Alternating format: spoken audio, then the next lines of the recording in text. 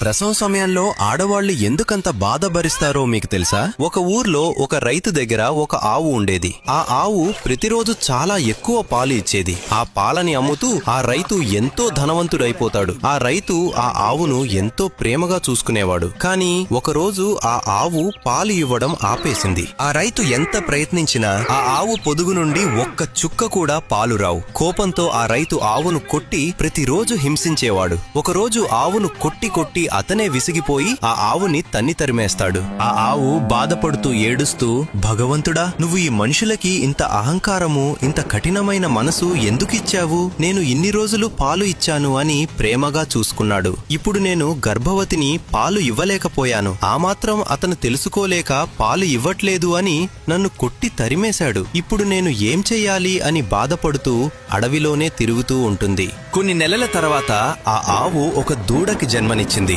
ఆ సమయంలోనే అక్కడికి ఒక యువరాణి వేటకు వచ్చింది. అప్పుడు ఆవు ఆ యువరాణితో, అమ్మా, నా బిడ్డను నా వీపు మీద పెట్టు, ఇక్కడి నుండి నేను వేరే చోటికి తీసుకొని వెళ్ళాలి అని అడుగుతుంది. ఆ యువరాణి ఆవుని హీనంగా చూస్తూ, ఛీ, నీ బిడ్డ చూడడానికి దరిద్రంగా, చండాలంగా ఉంది. నేను దానిని పట్టుకొని నీ వీపు మీద పెట్టాలా? బ్రతికితే బ్రతకండి, లేదంటే చావండి అని అవమానిస్తుంది. ఇది విని ఆ ఆవుకి ఎంతో బాధ వేస్తుంది. తన బిడ్డని చూసుకొని ఎంతో బాధపడుతుంది. ఆవు కోపంతో, ప్రసవ సమయంలో ఎంతో నొప్పిని భరించి అలసిపోయి నిన్ను సహాయం కోరాను.